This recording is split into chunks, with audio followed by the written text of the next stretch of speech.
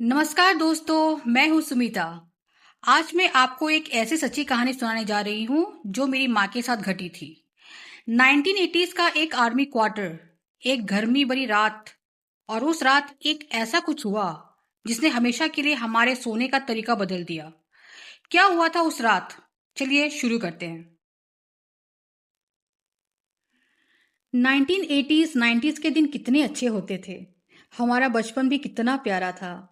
School से आकर जल्दी जल्दी खाना खाना, फिर थोड़ी देर आराम करना और शाम होते ही घर से निकलकर हम उम्र दोस्तों के साथ मस्ती करना, यही हमारी दिनचर्या थी।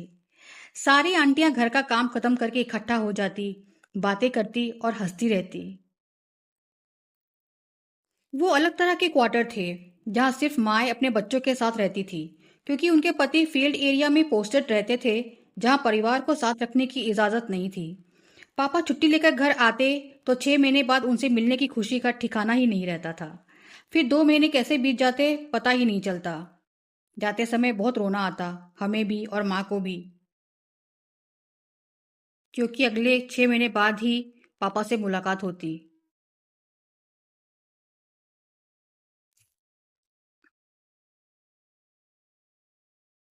सेना के उन जवानों को मेरा सलाम है जो घर से दूर रहकर देश की सेवा करते हैं, और उनकी पत्नियों को भी जो अकेले ही बच्चों को संभालती है। ये कहानी है सिकंदराबाद की, जहाँ के सेपरेट क्वार्टर्स में हम नए नए शिफ्ट हुए थे। पापा हमें वहीं छोड़कर ड्यूटी पर चले गए थे।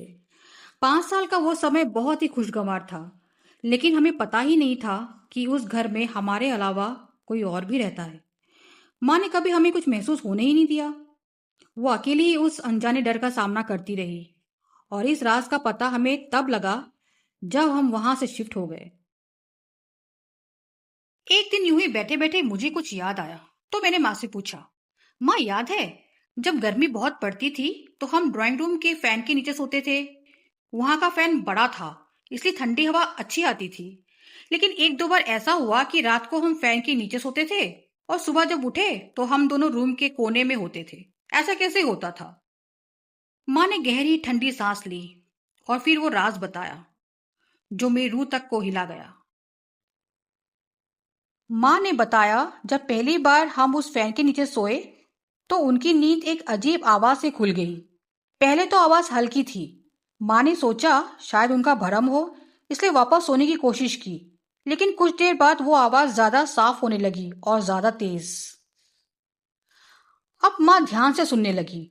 वो आवाज एक औरत की थी, और वो एक ही बात बार बार दोहरा रही थी, नीचे से हट जा, नीचे से हट जा। उसका लहजा कुछ ऐसा था जैसे कोई पंजाबी औरत गुस्से में बोल रही हो। माँ चुपचाप बिस्तर पर बैठी सुनती रही, लेकिन आवाज धीरे धीरे इतनी बढ़ गई कि वो चीखने जैसी हो गई। हट जा, नीचे से हट जा। माँ के हाथ पैरों में से ठंडा पसीना आने लगा।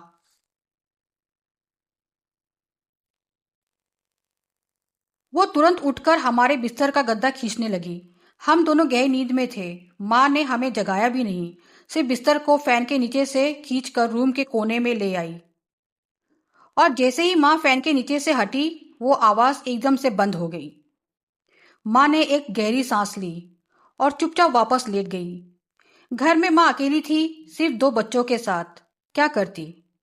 उन्होंने अपने डर को दिल में ही दबा लिया।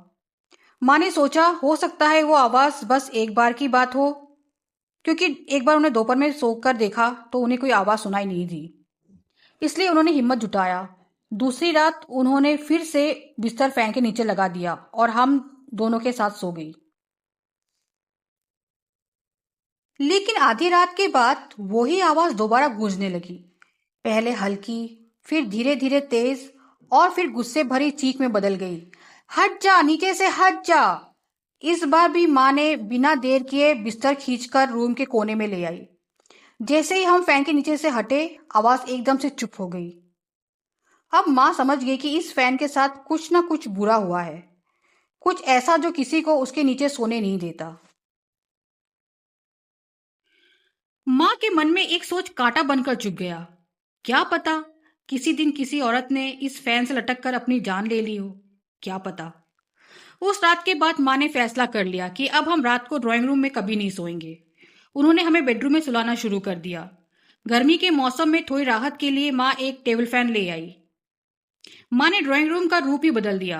वहां एक तरफ भगवान के फोटो लगाकर मंदिर बना दिया। रोज सुबह शाम पूजा पाठ होने लगा। माँ कहती थी, जहां भगवान का नाम होता है वहां कोई बुरा साया नहीं आ सकता। शायद यही वजह थी कि हम दोनों भाई बहन को कभी महसूस ही नहीं हुआ कि इस घर में कभी कुछ बुरा हुआ था। माँ ने अपनी हिम्मत, समझ और प्यार से हमेशा हमें बचाया और वो राज अपने दिल में छुपाए रखा ताकि हमारा बचपन हमेशा सुकून और मुस्कान से भरा रहे। उस रात के बाद हम कभी उस फैन के नीचे नहीं सोए। माँ ने उस जगह को मंदिर बना दिया। शायद उस घर का फैन अभी भी वही है और उसके नीचे कोई नहीं सोता। माँ ने कभी हमें महसूस होने ही नहीं दिया, लेकिन वो आवाज, उसकी चीख और वो साया शायद आज भी उस कमरे में भटक रहा है। सोच कर देखिए, अगर आज रात आपके कमरे का फैन भी ऐसे ही गूंज उठा तो आप क्या करोगे? दोस्तों, कहानी यही समाप्त होती है, लेकिन डर अभी भी जिंदा है। अगर आपको ये कहानी पसंद आई तो वीडियो को लाइक करें, शेयर करें और छलावा डायरीज को सब्सक्राइब करना न भूलें, क्योंकि अगले एपिसोड में मैं लेकर आ रही हूं एक और सच्ची लेकिन रातों की नींद उड़ा देने वाली कहानी।